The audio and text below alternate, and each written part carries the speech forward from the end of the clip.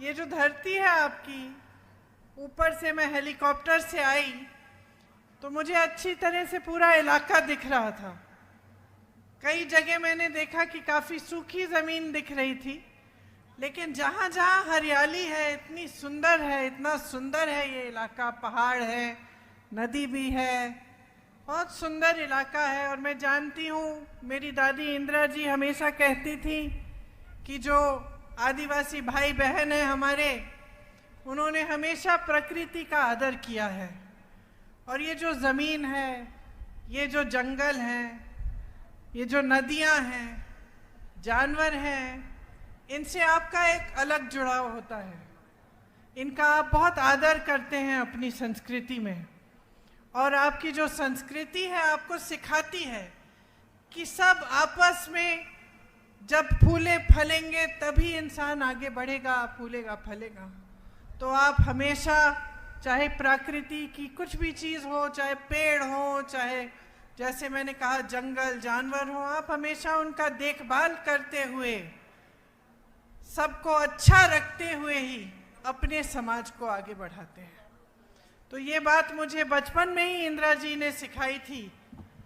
जब वो आदिवासी क्षेत्र में जाती थी और उनके आदिवासी भाई बहन उनको कुछ देते थे, हमेशा अच्छी तरह से अपने घर में सजा के रखती थी। आज भी अगर उनके घर जाएं तो आपको उनके कमरे में वो चीज़ें दिखेंगी जो ख़ास तौर से यहाँ के जो छत्तीसगढ़ के आदिवासी भाई बहन हैं, उनकी कला और जो उनकी जो हस्तकला थी, वो चीज़ें आज भी उनके यहाँ, अगर जहाँ म्यूज़ियम बना है वहाँ पे आप जाएं तो आपको दिखेंगी। देखिए, यहाँ ये जो आपकी धरती है, यहाँ मजदूर यूनियन के जन्मदाता पंडित राम कुमार जी दुबे भी रहते थे। ये उनकी जन्मभूमि है।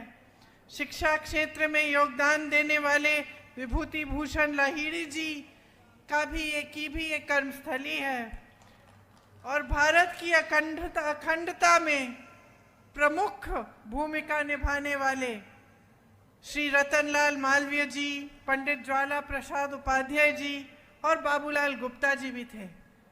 ये आपके महापुरुष हैं, आपकी ज़मीन से उठे, लड़े इस देश के लिए, कोई आज़ादी के लिए, कोई शिक्षा दिलवाने के लिए, तो किसी ने कोई और अच्छा काम किया। सबने अपनी भूमिका निभाई हमारी इस धरती के लिए, आपके यहाँ इलाके के लिए, लेकिन पूरे देश के लिए भी। ये प्राकृतिक संसाधनों से भरपूर धरती है।